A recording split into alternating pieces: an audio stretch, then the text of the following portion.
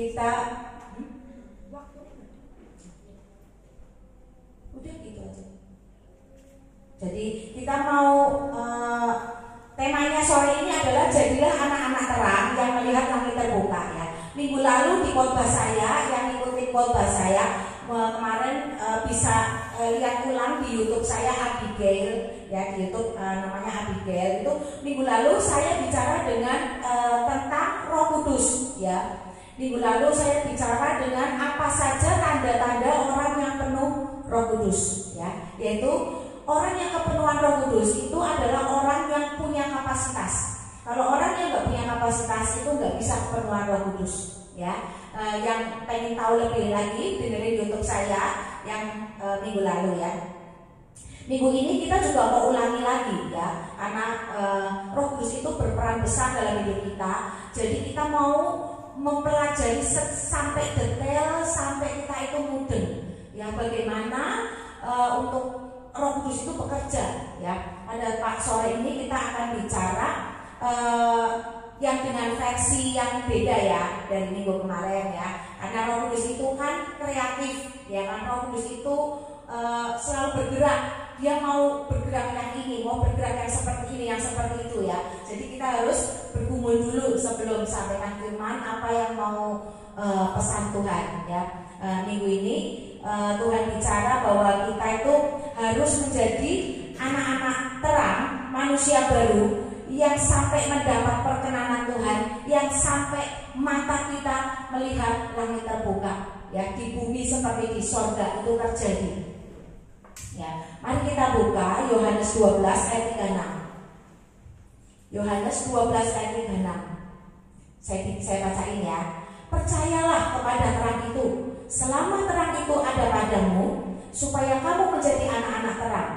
Sesudah berkata demikian, Yesus pergi bersembunyi dari antara mereka. Jadi Yesus memerintahkan sendiri untuk kita itu jadi anak-anak terang ya. Terus di Efesus juga ada ayat di Efesus 5 ayat 8 sampai 10. Memang dahulu kamu adalah kegelapan, tapi sekarang kamu adalah terang di dalam Tuhan. Sebab itu hiduplah sebagai anak-anak terang. Karena terang hanya berbuahkan kebaikan dan keadilan dan kebenaran ya. Dan ujilah apa yang berkenan kepada Tuhan. Kita harus menguji dalam setiap apapun yang mau kita lakukan, apapun yang kita dapatkan, hikmat-hikmat yang kita dapatkan, itu kita harus menguji ya. Apakah hikmat itu berasal dari Tuhan? Apakah itu hikmat manusia? Apakah itu hikmat dunia? Ya, jangan sampai kita dapat hikmat tapi salah, ya kan, kesasar. Ya, kita harus uji segala sesuatunya. Kita harus diam, tanya Roh Kudus, minta konfirmasi ulang. Ya, jangan sampai gegabah gitulah istilahnya ya. Dan itu biasanya akibatnya fatal. Ya. Hiduplah sebagai anak-anak terang yang mendapat perkenanan Tuhan hingga langit terbuka dan tanah memberikan hasil yang berlimpah ruah.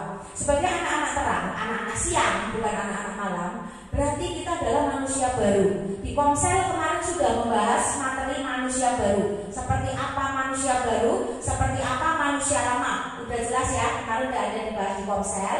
Nah, sekarang kita mau bicara anak-anak terang. Sebagai manusia baru, kita adalah anak-anak terang yang hidupnya dikuasai, dipenuhi, dan dipimpin oleh Roh Kudus. Bukan roh yang lain ya, Roh Kudus ya.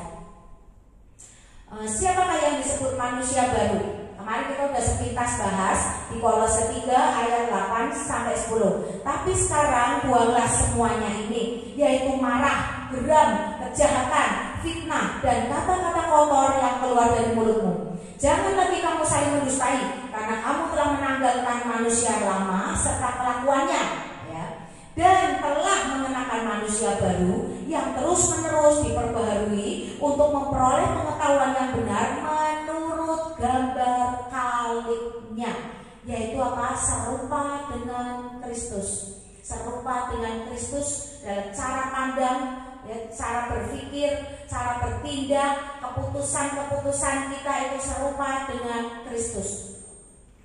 Siapa yang disebut anak-anak terang? Ya, yaitu satu, orang yang terus hidup dalam pertobatan. Anak-anak terang itu adalah orang-orang yang hidupnya terus bertobat. Setiap pagi, siang, malam begitu ingat aku ini orang berdosa, langsung Tuhan ampuni aku, Tuhan ampuni aku, Tuhan kuduskan aku. Ya terus seberapa kita ingat, kita berdoa, kita minta diampuni Tuhan. Ya, hidup dalam pertobatan. Yang kedua, orang yang mengerti apa kehendak Tuhan dalam hidup kita. Jadi orang, anak-anak terang adalah orang yang tahu apa panggilan dalam hidup kita. Ya, sehingga kita itu dikhususkan bagi Tuhan. Ada sesuatu yang kita kejar secara khusus waktu kita tahu panggilan kita. Misal panggilan kita sebagai penginjil, kita harus bergumul dengan Alkitab karena kita kan penginjil, ya kan? Dikhususkan, bergaulah apa panggilanmu. Waktu kau sebagai pendoa, engkau tak tahu panggilanmu sebagai pendoa, ya berdoalah sebanyak mungkin, sesering mungkin. Ya, minta hikmat Tuhan, apa yang sedang terjadi Tuhan, apa yang sedang terjadi, ya minta hikmat Tuhan itu, ya. Apakah kau sebagai pengusaha yang jadi bendaharanya sorga? Ya ada loh pengusaha, panggilannya itu pengusaha, hidupnya sukses, banyak usahanya, dan dia adalah bendahara-bendahara sorga. Ya ada orang yang panggilannya seperti itu. Ya ada yang jadi pilarnya Tuhan, ya dia segala sesuatu, dia yang nanggung. Ya itu pilar, seperti tiang-tiang di dalam sebuah bangunan itu adalah pilar. Dia yang menyangga segala sesuatunya dengan apa yang dia punya, dengan doanya, dengan hartanya, dengan jiwanya, ya kan? Tapi dia tidak ada yang tepuk tangan buat dia, itu pilar. Ya, apakah engkau jadi tentaranya Tuhan? Tentara itu selalu ada di medan perang. Ya, nah jadi di mana ada kejadian dia ada di situ, dia berdoa. Waktu ada bencana dia datang ke tempat itu, atau dia berdoa diikuti dengan pendoa yang ada di tempat itu tentaranya Tuhan, berdoa peperangan. Ya. Nah terus apakah kau jadi imam lewinya Tuhan?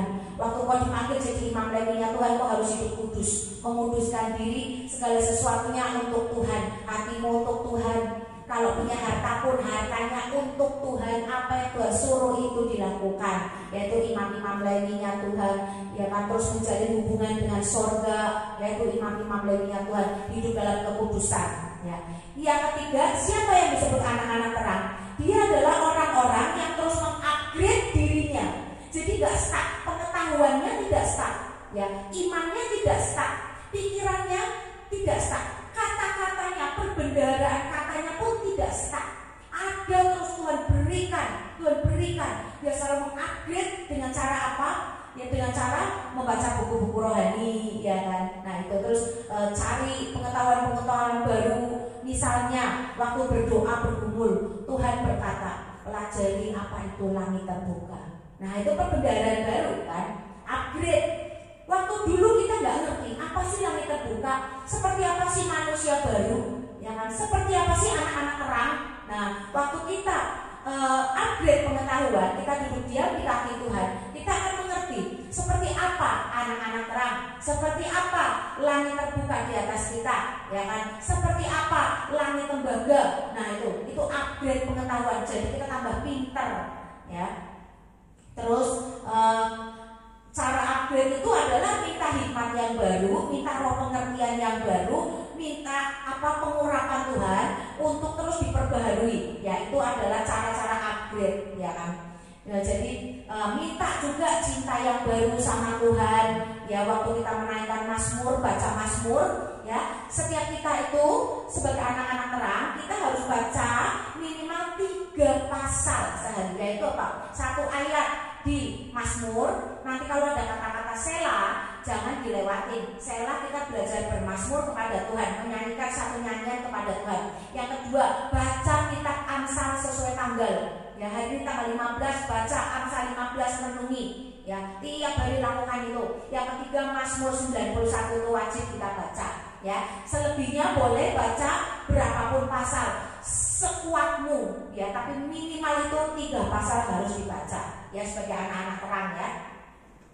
Untuk terus terkonek dengan surga, yaitu menaikkan Mazmur, memperkatakan kitab Mazmur dan kitab Amsal sebagai permulaan hikmat, supaya hikmat itu turun. Waktu kita nggak pernah merenungi kitab Amsal, waktu kita ada masalah, kita tanya Tuhan, nggak akan ada jawaban. Yang ada mungkin bisa penyesat, ya kan? Karena kita tidak terbiasa untuk terkonek dengan apa yang Tuhan perintahkan, ya. aturan-aturan dan hukum-hukumnya Tuhan, ketetapannya Tuhan. Minta juga urapan yang baru untuk ditambahkan ya, untuk di full terus. Orang kalau melayani Tuhan, orang yang diurapi Tuhan, itu kalau melayani Tuhan, apa yang ada kita itu mengalir kepada orang yang kita layani. Ya, termasuk Roh Kudusnya mengalir menyambar orang itu, urapannya menyambar ya kan. Nah itu, jadi kita bisa aja kita kosong, jadi berkurang, lama-lama kosong. Makanya harus terus connect dengan Tuhan supaya seperti baterai itu dicas ulang gitu, supaya kita ada power. Karena musuh kita itu bukanlah daging ya kan, bukan manusia. Musuh kita adalah penguasa-penguasa di udara, pemerintah ya kan, roh jahat di udara ya kan, hierarki kerajaan iblis itu adalah musuh kita. Ya, sesuai dengan kapasitas kita, Tuhan akan kirim bala bantuannya ya.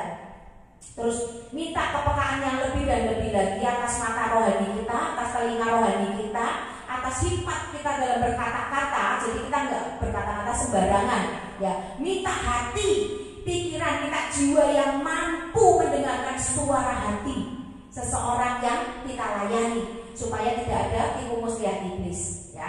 Terus siapa orang yang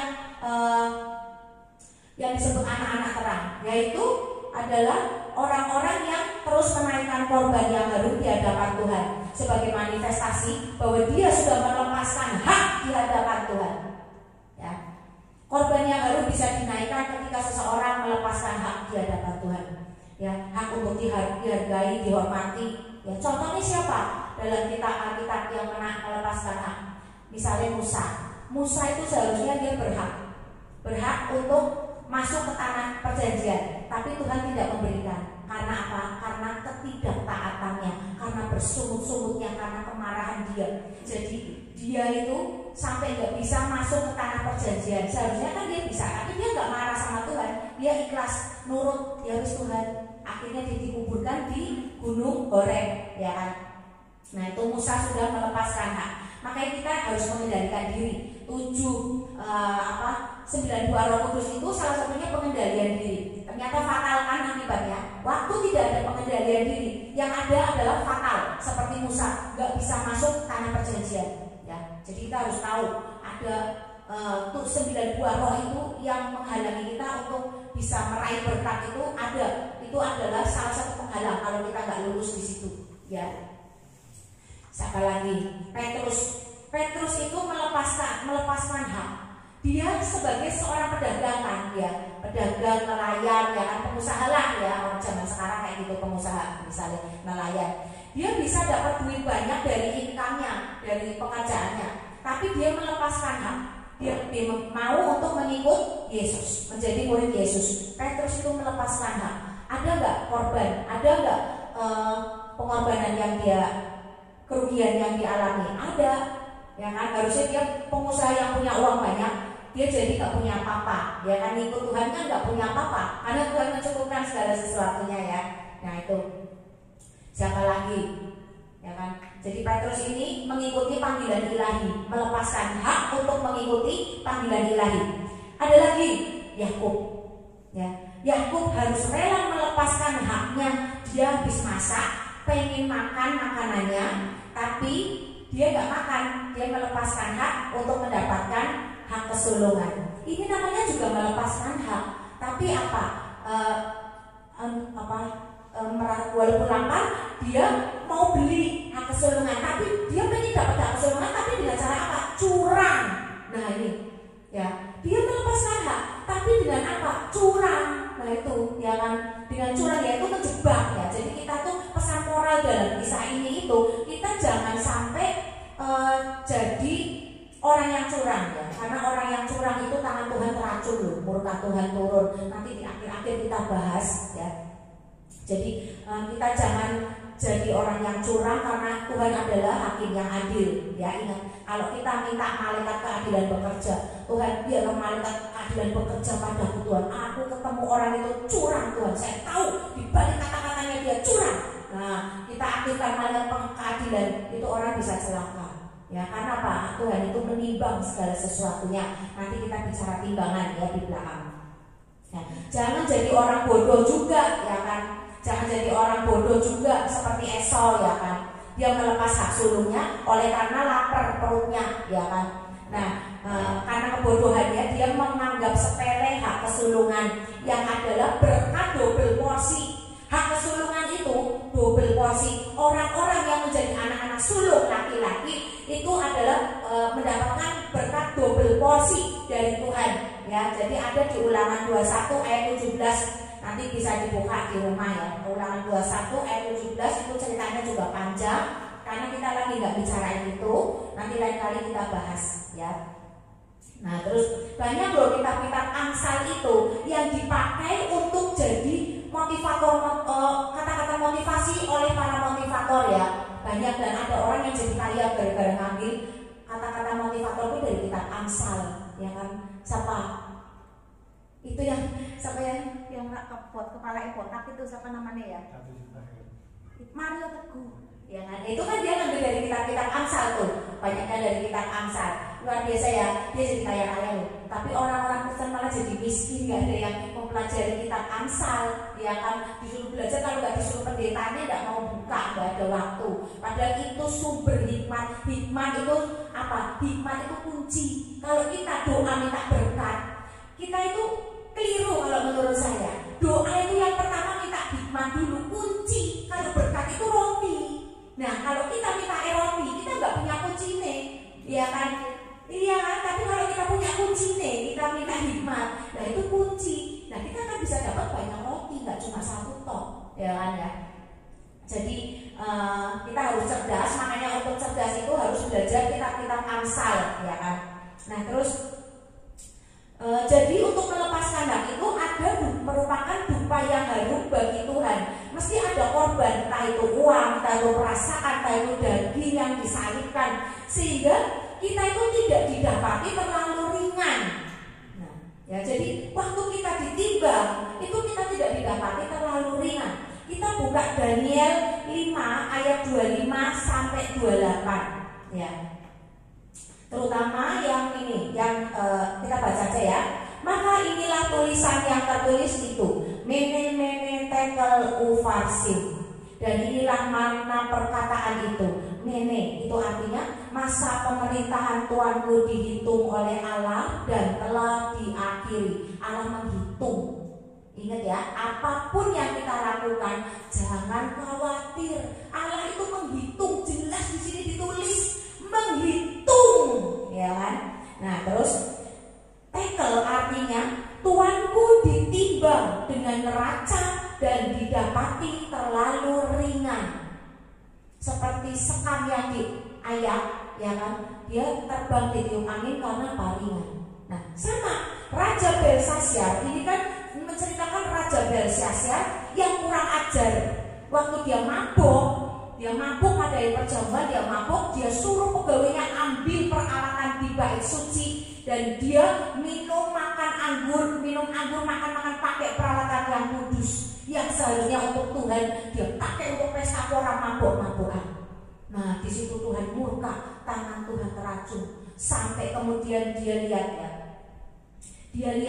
ada tulisan di dinding, di balik kaki dia ada tulisan, itu tangan yang lagi menulis di tembok seberapa kerasnya, dan itu bisa sampai ketembus. Dan dia lihat punggung tangannya, dia lihat itu, dia kaget, dia ketakutan, sampai urat-urat pangkal pahanya itu sampai gemetar, lututnya sampai gemeretek gitu loh, ya gemeretek ya, sampai saking ketakutannya sampai seperti itu.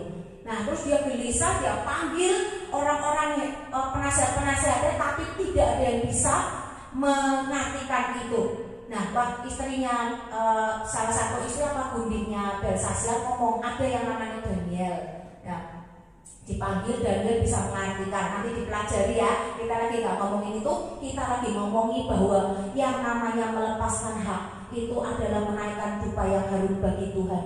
Ada orang lain gak tahu susah kita, penderitaan kita, pengorbanan kita, tapi Tuhan tahu. Segala sesuatunya dihitung dan ditimbang ya. Tapi Tuanku ditimbang dengan neraca dan didapati terlalu ringan. Akhirnya Belshazzar mati dibunuh.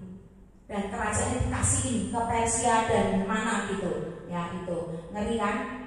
Makanya kita jangan sampai didapati terlalu ringan. Kalau kita harus berkorban, nggak apa-apa berkorban aja, karena segala sesuatunya dihitung dan ditimbang ya.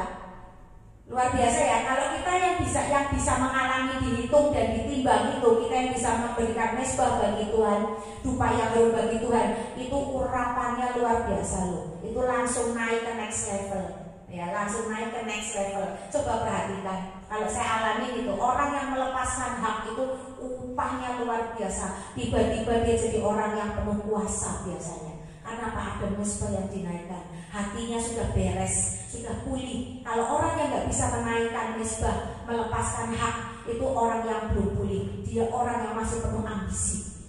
Tapi kalau orang itu bisa melepaskan hak, berkorban akan segala sesuatunya, dia tidak ngomong sama-sama, cuma aku dengan Tuhan yang tahu. Itu orang yang sudah pulih. Itu adalah sahabat Tuhan. Dia setiap kata-katanya dia pasti berkuasa. Setiap apa yang dia perbuat pasti mendatangkan kebaikan, gitu ya. Jadi berkat double porsi udah ngerti ya, melepaskan hak sudah ngerti. Terus lagi, seperti apa anak-anak terang? Anak-anak terang adalah orang yang hidupnya menjaga kekudusan. Contohnya Yusuf, dia digoda seperti apa nggak bisa, ya kan? Tetap dia lari, dia rela di penjara kalau menaikkan mesbah bagi Tuhan, padahal dia nggak salah. Makanya Tuhan kasih hadiahnya dipasangin, enggak kan? Hadiahnya kan jadi apa? Perdana Menteri. Siapa sih Yusuf? Yusuf adalah orang yang dibuang keluarganya, ya kan? Dia orang yang dibuang keluarganya, lalu dia jadi budak. Lalu karena dia terus menaikkan mesbah, dia jadi apa? Perdana Menteri. Ajaib kan? Hadiahnya nggak main-main loh, melepaskan hak loh, ya kan? Nah itu. Ya, jadi ada lagi orang yang hidupnya selalu menjaga nama baiknya Tuhan. Itu adalah anak-anak terangnya Tuhan. Ya, orang yang hidupnya selalu menjaga nama baiknya Tuhan. Contoh siapa? Ayub. Ayub dicobai oleh iblis sampai kudikan semua. Dia aja nggak ngomongin Tuhan. Istrinya udah marah-marah, udah kok kamu mau nih gitu loh ya, udah marah-marah ngomong banyak. Tapi Ayub tetap diem. Waktu dia tahu, kok aku kudikan, dia cuma teriak aja, teriak. Mungkin dia nangis sampai mengerang nangisnya mungkin ya, saking kagetnya, saking paniknya, kok aku jadi seperti ini. Udah aku kehilangan anak, kehilangan harta benda, aku sampai kudikan juga. Ya kan, ngeri kan. Nah itu Ayub itu tidak didapati dosa di dalam lidahnya. Ya kan ada firman yang berkata Ayub tidak didapati dosa, tidak didapati berdosa dengan lidahnya. Terus ada siapa lagi? Anak-anak terang adalah orang-orang yang rohnya menyala-nyala, tidak padam. Apa tanda rohmu padam?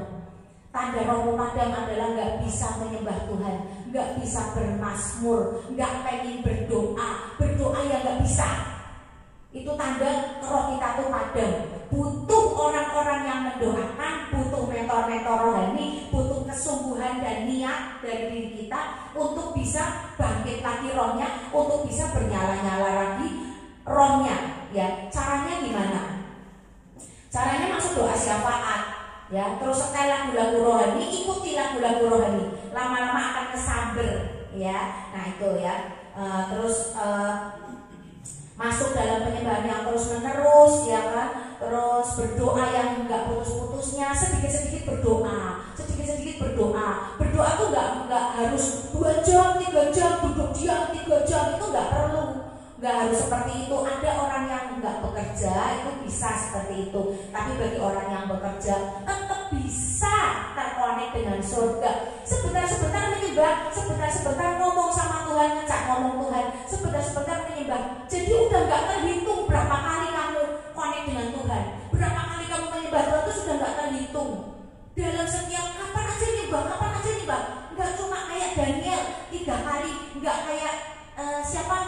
Yusuf ya, Sinta ya, yang 7 kali itu ya, yang 7 kali menyembah ya, nah itu kita Daud ya, seperti Daud. Nah kita tuh nggak yang harus seperti itu.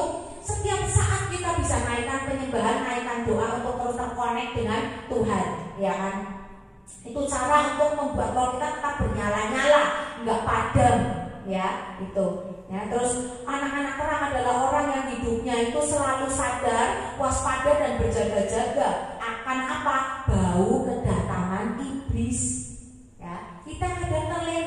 dalam kenyamanan, kita terlena dalam angin sepoi-sepoi, kayaknya nggak ada kerjaan lagi slow, nggak ada kerjaan, jadi kita tidur terus, nggak nyembah Tuhan, nggak bangun pagi, nggak connect dengan Tuhan, nggak setor muka, ya itu kita nggak berjaga-jaga ya. Orang yang dipenuhi Roh Kudus, orang yang jadi sebagai anak-anak terang Tuhan yang membawa terang itu berjaga-jaga, walaupun tidur pun dia berjaga-jaga. Caranya gimana? Aktifkan malaikat Tuhan. Waktu kita lagi mengawal bangsa Indonesia atau mengawal KKR Gembala Sidang, mau tidur jangan tidur tok, tapi berjaga-jaga. Tuhan, aku mau tidur. Aku aktifkan malaikat pengawal pribadi untuk menjaga aku dan rumahku, keluargaku. Aku aktifkan juga malaikat bala tentara surga untuk terus mengikuti Gembala Sidangku, Pastor Thomas Chandra, kemanapun kakinya melangkah, ada bala tentara surga yang mengikutinya. Nah, baru kita tidur. Diaktifkan dulu, diperintahkan dulu malaikatnya. Itu namanya berjaga-jaga ya. Jadi jangan sampai kita tidur gembala kita celaka. Ya kan? Gembala kita memang ada perlindungan Tuhan, tapi kan lebih baik lagi kalau sebagai pasukan doa kita itu berjaga-jaga di roh, jangan tertidur ya. Ini bisa buat mendoakan siapapun juga. Anak kita yang lagi study tour misalnya, ya kan? Terus suami kita yang lagi di luar kota, yang lagi dalam perjalanan, itu cara berjaga-jaga di roh ya. Jadi kita hanya tidur, malaikat tetap bekerja, ya kan? Itu urapan tetap bekerja, perlindungan Tuhan tetap bekerja, ya kan? Oke. Ya, jadi orang yang anak-anak terang Tuhan itu pasti selalu berjaga-jaga, sadar dan waspada akan bau kedatangan iblis. Kapan-kapan kita bahas bau kedatangan iblis itu seperti apa. Kita nanti nggak membicarakan ini, tapi kita harus berjaga-jaga. Ya, kita buka Wahyu 3 ayat 11 sampai 12. Saya bacain ya. Aku datang segera, peganglah apa yang ada padamu, supaya tidak seorang pun mengambil mahkotamu.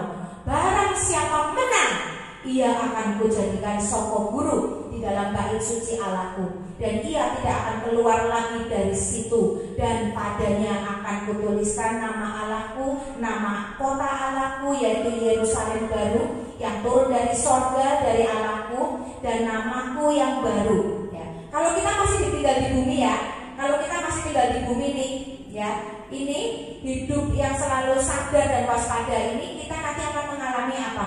Di bumi seperti di sorga. Karena kita harus mempertahankan apa yang menjadi milik kita. Ya, di sini jelas, aku datang segera, peganglah apa yang ada padamu. Yang ada padamu apa? Rumah, kerjaan, mobil, anak-anak, orang tua, dididik orang tua, ya kan? Orang tua tinggal sama kita, itu pun harus dijaga, sadar, berjaga-jaga, waspada, kawal itu semua apa yang ada padamu. Jangan sampai, ya kan, seorang pun mengambil mahkotamu. Mahkota itu ada di atas kepala. Kalau kita menjaga mahkota, orang mau megang kepala kita, langsung kita tangkis, ya kan, langsung kita apa mau darah ya, nah perang, ya kan, perang masuk dalam peperangan rohani, ya.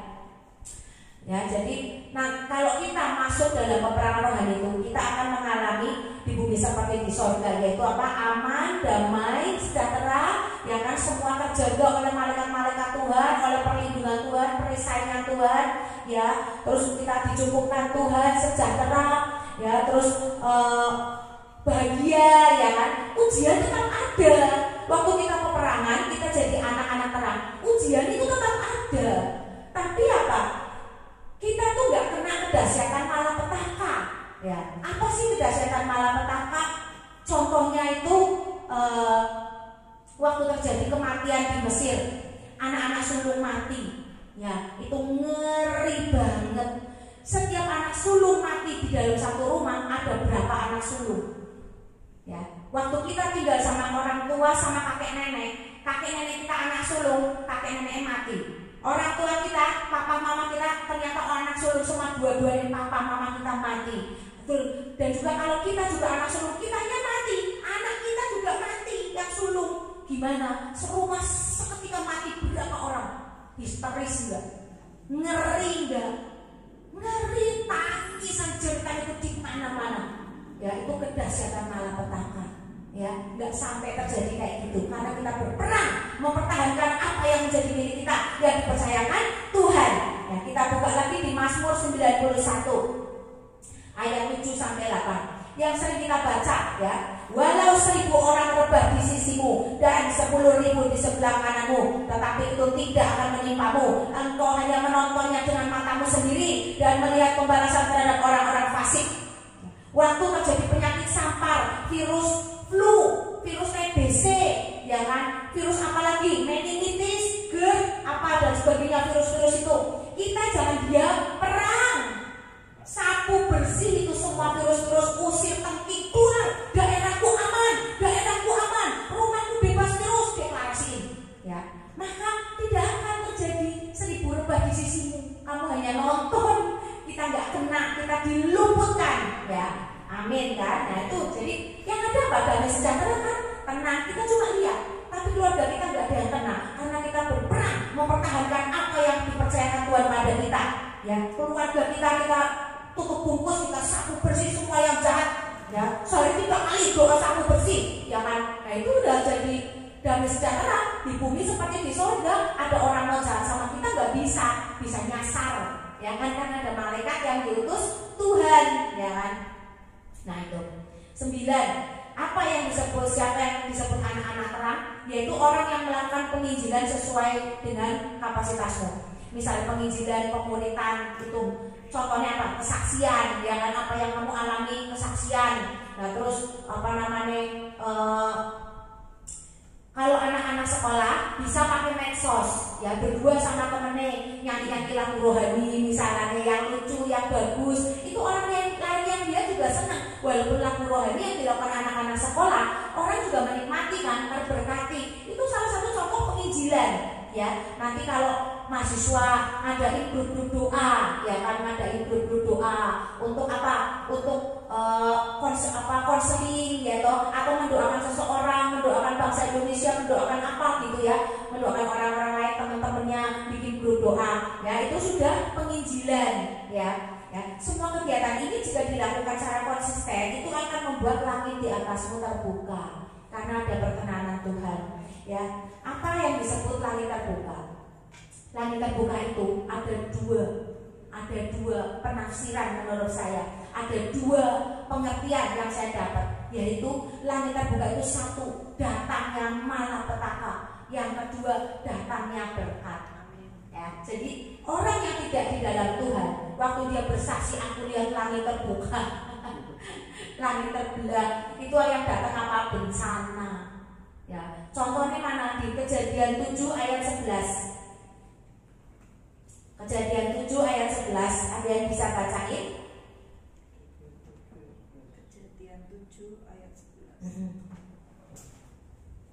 Pada waktu umur Nuh 600 tahun, pada bulan yang kedua, pada hari yang ke-17 bulan itu, pada hari itulah terbelah segala mata air samudra raya yang dahsyat, dan terbukalah tingkap-tingkap di langit. Nah, tuh, terbukalah tingkap-tingkap di langit, yang datang apa? Air bah.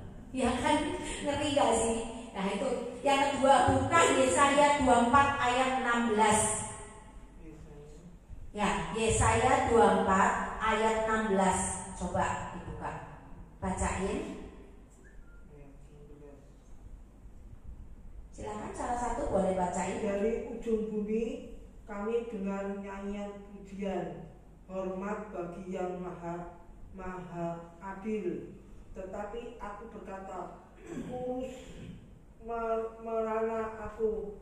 merana aku, celakalah aku, sebab para penggarong ya terus menerus mereka melakukan penggarungannya.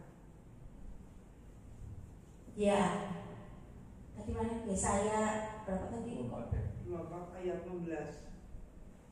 Bentar ya.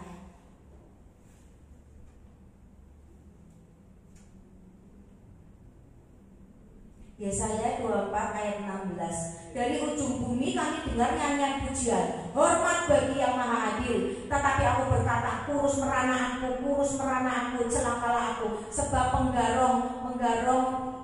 menggarong ya terus menerus mereka kok ini ya. Oh, sebentar. Oh, saya salah nih, salah nulis ayat, bukan ini. Nanti saya cari ya. Jadi kita udah tahu ya, langit terbuka itu adalah salah satunya adalah mendatangkan malapetaka, yang satu mendatangkan berkat. Ya, yang mendatangkan malapetaka contohnya udah jelas ya. Ini yang Yesaya saya salah tulis ayatnya, nanti saya koreksi. Ya, datangnya murka Tuhan. Kalau langit terbuka bagi anak-anak terang adalah datangnya berkat Tuhan, yaitu apa? Portal-portal surga terbuka, urapan yang baru turun, perkenanan yang baru turun, pembelaan Allah turun, ya, turunnya pewahyuan juga, ada pewahyuan yang turun, ya. Kalau kita lihat langit terbuka nih anak-anak terang, kita harus dengar-dengaran suara Tuhan. Waktu kita lihat langit terbuka, kok bagus ya, kok langit, aku lihat langit terbuka ada lingkaran nih, seperti portal begitu, seperti pintu lubang gitu ya. Itu kita harus dengar-dengaran suara Tuhan. Biasanya ada wahyu Tuhan yang akan turun. Kalau saya yang alami ya, ada firman yang akan turun sebagai jawaban kita, sebagai jawaban doa kita, ya, itu ya, dengar-dengaran suara Tuhan. Terus kita lebih mempertajam kepekaan, ada hikmat apa yang lagi bicara, yang kuat bicara. Nah itu ya, jadi itu ada pewahyuan yang turun, pemulihan terjadi, hidup kita dijaga Tuhan. Ya, waktu kita langit terbuka itu hidup kita berarti Tuhan sedang jaga hidup kita. Waktu kita masuk dalam panggilan Tuhan, callingnya Tuhan, itu kita dijaga Tuhan. Apapun yang menghalangi kita, yang akan mencelakai kita nih ya, bahkan sampai bisa mau merenggut nyawa kita, itu nggak bisa terjadi. Karena akan berhadapan langsung dengan Tuhan. Karena apa? Waktu langit terbuka ada pewahyuan yang turun, ada pembelaan Tuhan yang turun. Ya, hidup kita dijaga Tuhan. Seperti contohnya siapa? Yunus. Yunus itu disuruh Tuhan ke Niniwe, ya kan? Tapi dia nolak, ya kan? Nolak sampai akhirnya dimakan ikan paus.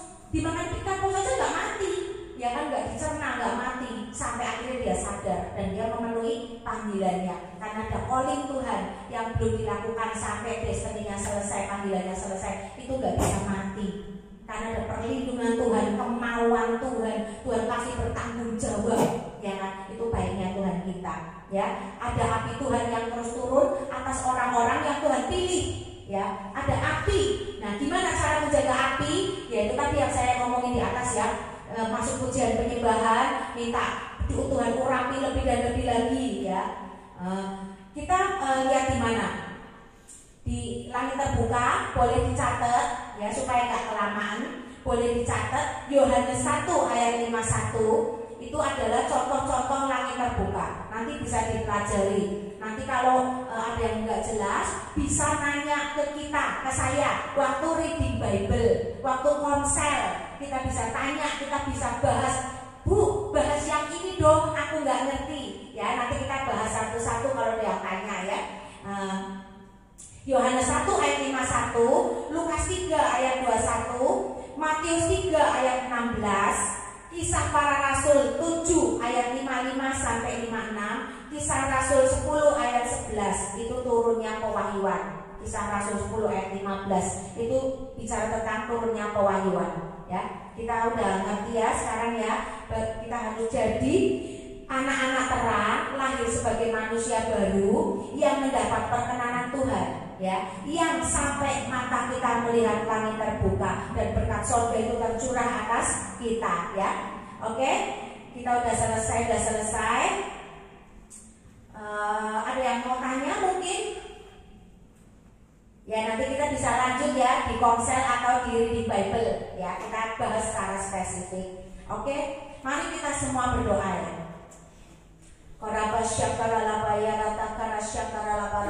Tuhan, kami minta kekuatan hati Tuhan dan keteguhan hati kami Tuhan, supaya kami tidak takut dan tidak gemetar Tuhan, karena musuh-musuh dan semua penghalang, semua pergumulan kami Tuhan. Karena kami yakin Engkau menyertai setiap kami Tuhan, dan Engkau tidak akan membiarkan kami dan meninggalkan kami Tuhan. Sebab Engkau Tuhan sendiri yang berjalan di depan kami, dan Engkau sendiri akan menyertai kami, dan Engkau tidak membiarkan meninggalkan kami, supaya kami yakin bahwa kami tidak akan takut, tidak akan gentar, karena Engkau beserta dengan kami ya Tuhan. Terima kasih Tuhan, terima kasih Tuhan. Materaikan firman yang ditaburkan pada malam hari ini Tuhan. Biarlah kami mengingatnya dan biarlah kami merenunginya Tuhan. Sehingga kami menjadi benar-benar menjadi anak-anak terang kebanggaan-Mu. Sehingga kami benar-benar melihat langit terbuka di atas kami. Dan berkat-berkat langit terbuka itu yang dari sorga itu tercurah. Maka kami aktifkan para malaikat untuk terus mengawal setiap berkat yang Tuhan berikan, setiap firman yang tertabur pada malam hari ini Tuhan, agar kami terus mengingatnya dan menjadikan pagar dan menjadikan kecerdasan bagi kami untuk melangkah bersama dengan hikmat yang daripada-Mu dan roh pengertian yang Kau curahkan kepada kami.